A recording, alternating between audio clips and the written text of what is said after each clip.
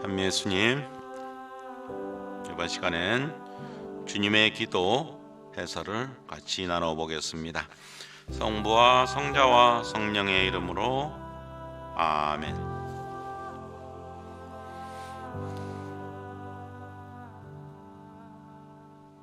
올바른 기도. 너희는 기도할 때에 위선자들처럼 해서는 안 된다. 그들은 사람들에게 드러내 보이려고 회당과 한 길모퉁이에 서서 기도하기를 좋아한다. 내가 진실로 너희에게 말한다. 그들은 자기들이 받을 상을 이미 받았다. 너는 기도할 때 골방에 들어가 문을 닫은 다음 숨에 계신 내 아버지께 기도하여라. 너는 기도할 때 골방에 들어가 문을 닫은 다음 숨어 계신 내 아버지께 기도하여라.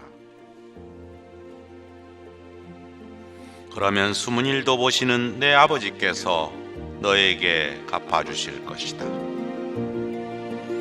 너희는 기도할 때에 다른 민족 사람들처럼 빈말을 되풀이하지 마라.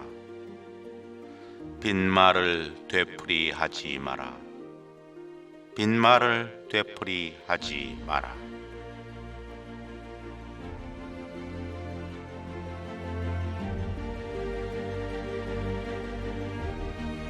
그들은 말을 많이 해야 들어주시는 줄로 생각한다. 그러니 그들을 닮지 마라. 너희 아버지께서는 너희가 청하기도 전에 무엇이 필요한지 알고 계신다. 너희 아버지께서는 너희가 청하기도 전에 무엇이 필요한지 알고 계신다.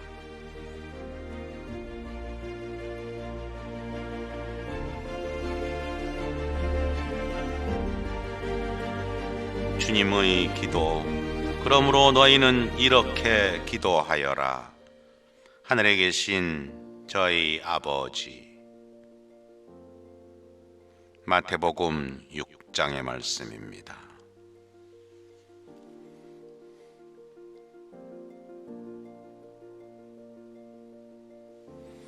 예수님께서 2000년 전에 직접 제자들에게 가르쳐 주신 주님의 기도문 한 줄 한 줄을 살펴보겠습니다. 첫 번째, 하늘에 계신 우리 아버지.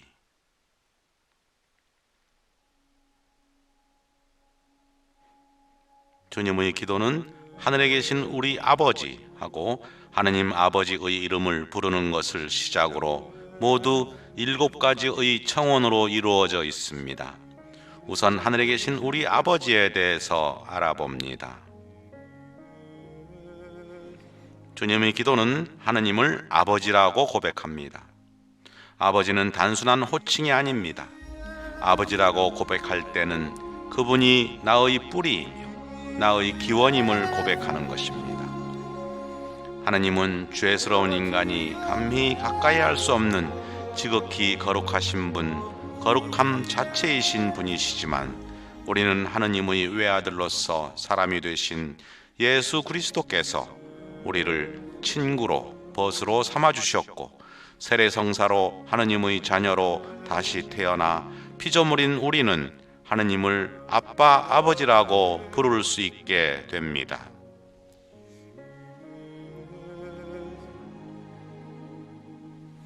따라서 아버지라는 고백에는 자녀다운 신뢰심과 함께 우리를 당신의 자녀로 삼아주신 하느님께 대한 감사와 찬미와 흠숭의 마음이 담겨 있습니다.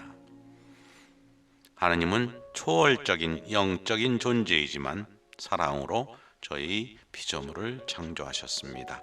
나아가 주님의 기도는 아버지를 우리 아버지로 고백합니다. 이것은 너희 아버지와 구별한다는 의미가 아니라 모두가 하느님의 한 자녀임을 고백하는 것입니다. 그래서 우리 아버지라는 고백에는 모든 그리스도인이 갈라진 그리스도인들도 하나가 되게 해달라는 염원과 호소가 들어있고 이 고백에는 아직 하느님을 모르는 이들도 하느님을 아버지로 받아들여 우리와 하나가 되기를 바라는 염원도 담겨 있습니다. 호칭은 다르지만 전 세계 인구 중에 하느님을 믿는 인구는 반이 넘을 겁니다. 또 우리 자신이 아버지의 한 자녀로서 분열과 대립을 극복하고 일치와 친교를 이루겠다는 다짐을 나타내기도 합니다. 우리는 이 소중한 기조문을 바칠 때 숨겨진 깊은 의미를 생각하며 정성껏 바쳐야 하는 게 예수님께서 마테오복음 6장에서 기도의 방법, 자세, 태도에 대해서 가르쳐 주신 다음에 주님의 기도를 알려주신 것으로 보아 예수님께서는 기도의 방법, 자세, 태도가 상당히 중요하다는 걸 강조한 것입니다.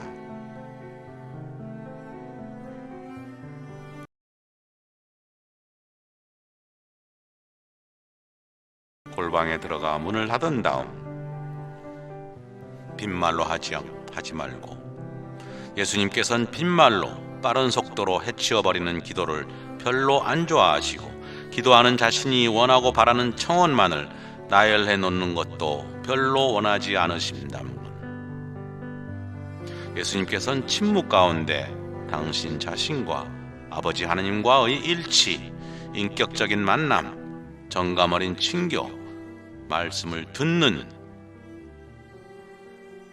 아버지 하나님께서 하시는 말씀을 듣는 기도를 원하시고 좋아하십니다. 우리 아버지는 하늘에 계신 아버지이십니다. 하늘이란 특정한 공간 또는 장소를 가리키는 것이 아니라 하느님의 존재 양식을 가리키는 것입니다. 하늘이라고 해서 저 멀리에 계시는 분임을 나타내는 것이 아니라 오히려 하느님의 위엄, 권능을 가리키는 것입니다. 아버지이신 하느님은 지극히 거룩하시며 모든 것을 초월해 계십니다. 이를 가리키는 표현이 하늘인 것입니다. 영어 표현으로 sky가 아니고 heaven입니다. 하나님 나라, 하늘나라 할 때의 하늘의 의미입니다.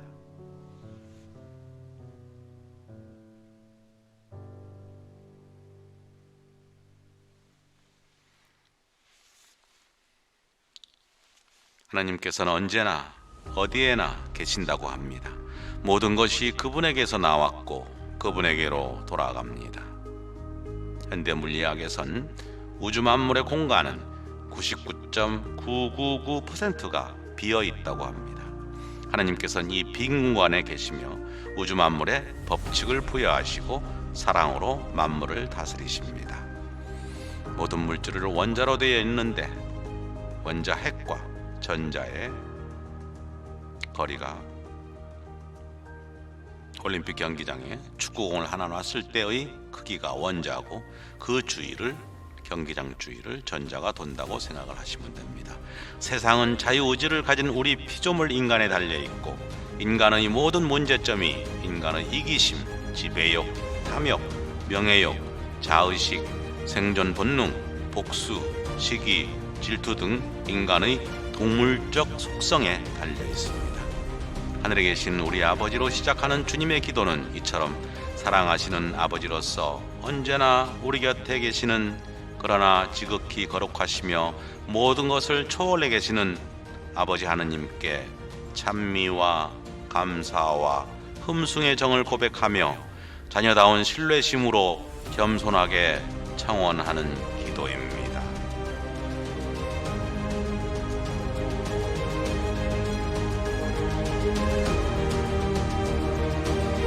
두 번째, 아버지의 이름이 거룩히 빛나시며.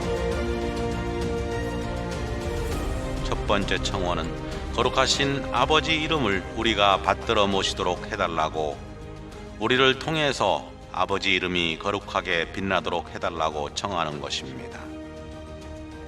성 치프리아노는 이렇게 말합니다. 누가 그분을 거룩하게 할 수 있겠습니까?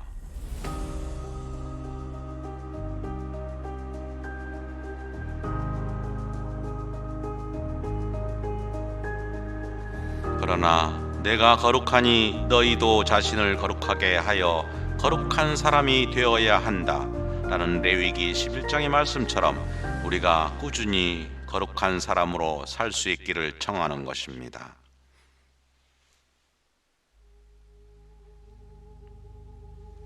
달리 말해서 아버지의 이름에 걸맞게 하느님 아버지의 자녀인 우리가 거룩하게 살도록 노력하고 기도해야 한다는 것입니다. 세상 사는 우리가 거룩해지려고 노력을 할 때 하느님의 이름도 거룩하게 빛나시게 될 것입니다.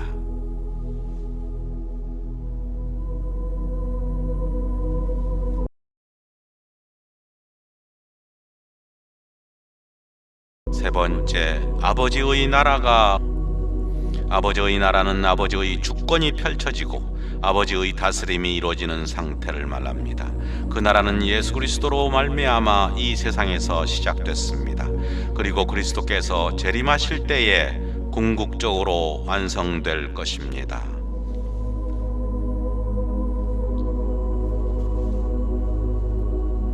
두 번째 청원은 이 세상에서 이미 시작된 이 나라가 완성되기를 기도하며 이를 위해 노력할 것을 다짐하는 것입니다.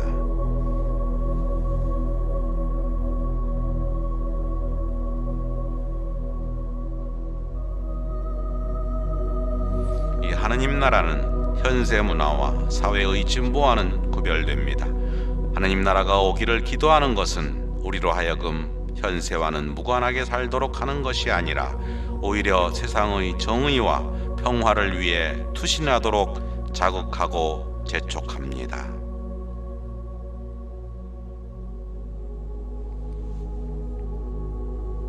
물론 우리 그리스도인이 아버지의 나라의 표양과 모범을 보여야 교회를 떠난 신자, 타종파 신자, 하느님을 전혀 모르시는 분들까지 아버지의 나라로 모아드릴 수가 있는 것입니다.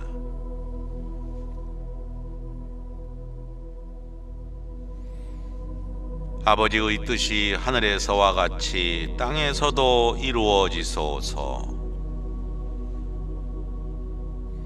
아버지의 뜻은 모든 사람이 구원을 받고 진리를 깨닫게 되는 것입니다. 한마디로 모든 이가 서로 사랑하며 하느님이 사랑 안에 사는 것입니다. 아버지의 그 뜻이 이 땅에서 이루어지기를 청하는 것입니다. 매 순간 기도하면서 하느님의 뜻이 무엇인지를 분간하고 식별하며 그 뜻을 이루도록 노력해야 합니다.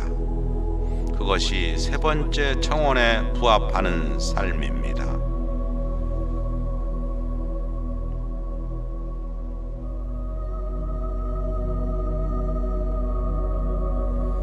오늘 저희에게 일용할 양식을 주시고 주님의 기도 후반부에서는 우리 자신에 관한 것을 청원합니다. 네 번째 청원은 자녀다운 신뢰심을 갖고 오늘 우리가 살아가는 데 필요한 것들을 청하는 것입니다. 우리가 받아 매일 섭취하는 모든 음식은 하나님으로부터 오는 것입니다. 흙에서 식물이 자라고 식물을 동물이 먹고 우리는 식물과 동물을 우리의 몸의 영양분으로 섭취하여 육체적인 생명을 유지합니다. 태양빛이 없다면 식물을 자랄 수조차 없고 만물이 소멸할 것입니다. 태양의 존재가 지구상의 생명체를 유지하게 해줍니다. 하나님께서는 태양과 지구와의 거리도 미세하게 조정하여 생명체들이 자라고 생명을 유지하게 해줍니다. 이 청원은 또한 오늘 엄연히 존재하는 굶주림, 기아의 비극을 외면하지 말고 가진 것을 나누라는 호소의 기도이기도 합니다. 이 청원은 또 사람이 빵만으로 사는 것이 아니라 하느님 말씀으로 산다는 말씀과도 관련이 됩니다.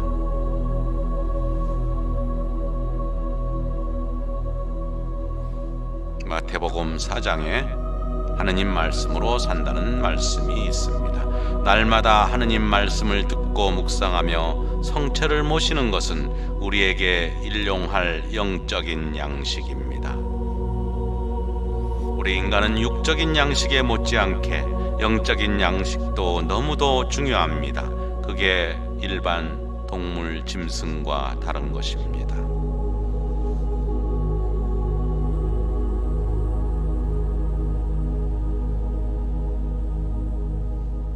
저희에게 잘못한 일을 저희가 용서하오니 저희 죄를 용서하시고, 다섯 번째 청원은 우리가 지은 죄를 용서해 주시기를 청하는 것입니다. 그런데 전제가 붙습니다. 우리에게 잘못한 일을 먼저 우리가 용서해야 한다는 것입니다. 예수님께서는 루카복음 6장에서 너희 아버지께서 자비하신 것처럼 너희도 자비로운 사람이 되어라, 요한복음 13장에서 내가 너희를 사랑한 것처럼 너희도 서로 사랑하여라 라고 당부하십니다. 우리가 우리에게 잘못한 일을 용서할 수 있는 것은 하느님께서 먼저 예수 그리스도를 통해서 우리를 용서하셨기 때문입니다. 에베소서 4장에 나와 있는 말씀입니다. 그 은총에 힘입어 우리는 잘못한 이웃을 용서하며 하느님 아버지께 우리 죄를 용서해 주시기를 청하는 것입니다. 예수님께서는 십자가에 달려 계실 때에 자기의 사형을 집행한 로마 군인들, 병사들을 전부 용서해 주십니다. 저희를 유혹에 빠지지 않게 하시고,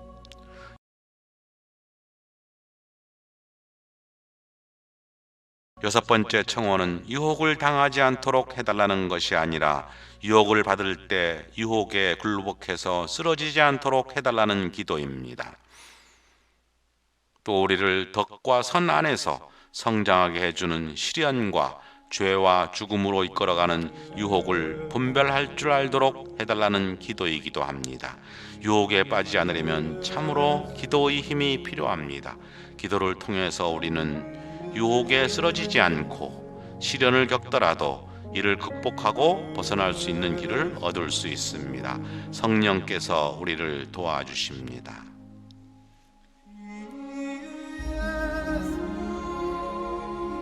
악에서 구하소서.